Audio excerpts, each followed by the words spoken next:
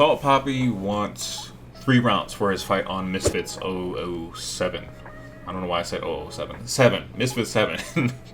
he wants 3 rounds on Misfits 7. And a lot of people are talking about that. If it's good, is it bad? Is it bad? Why is he demanding for 3 rounds instead of 4? There could be a multitude of reasons for it. The most likely ones is maybe that I believe this fight's going to be around 180 something, 185 or something like that. So pretty heavy. Maybe because of that, his gas tank is going to be as good. And of course he's sparring and he's doing all that and he's trying to test himself probably to see how long he can go and how good his endurance is. And maybe it's just he can only be effective for 3 rounds. If that's the case, is it a bad thing still for this fight? It depends on how confident Salt Papi is. If he's confident that he can knock out Anthony Taylor regardless in 3 rounds, then it really doesn't matter, right? But if Anthony Taylor has a really good game plan, he comes in, he does what he kind of usually does, gets in Salt's face, pressures him down for the first 2 rounds, really weighs him down and tries to tire him out, it might be bad for the 3rd round if it even gets that far. And who knows? Anthony could possibly win if it goes that way. But realistically, again, is it a bad thing? Maybe. But maybe not. Again, we want to see a fight. I mean, most people probably want to see a fight. Of course, we want to see knockouts, but most people want to see a fight. You want to see how good someone is, so you usually probably want to see like 4 to 6 rounds, anything like that. If Salt, again, manages to knock him out in 3, then it doesn't matter, right? It doesn't.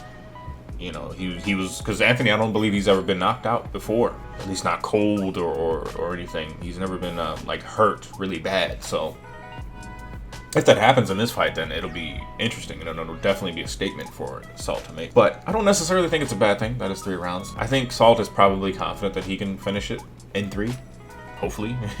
If not, then I guess we'll see how that plays out. But realistically, it would make sense that he wants to take Anthony out in 3 rounds, or if he can't do that, then to just outbox him for 3 straight rounds, which is also very possible.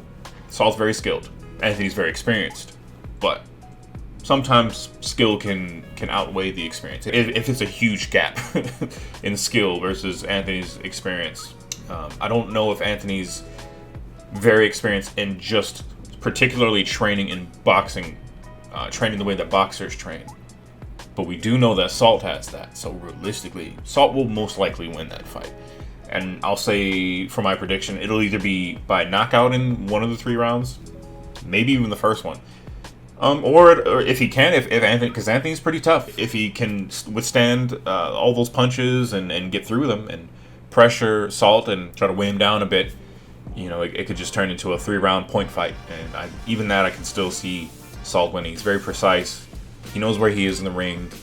I don't see Anthony being able to outpoint him or even knock him out, but still a possibility. Of course, it's boxing, so that's what I think about that fight. I am excited as well to see the Deji versus Swarms fight. I'm gonna save that for another video.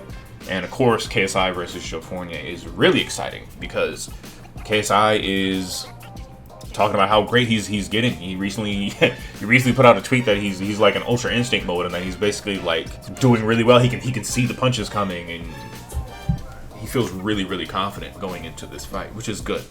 So I'm excited to see how good he really is and to see that Ultra Instinct, you know what I mean, or whatever comes out. I'm excited to see him fight at his best. As well with all the fighters. So I'll be talking about that, but that's been my opinions on this fight and also my little prediction. And other than that, I guess I'll see you in the next video.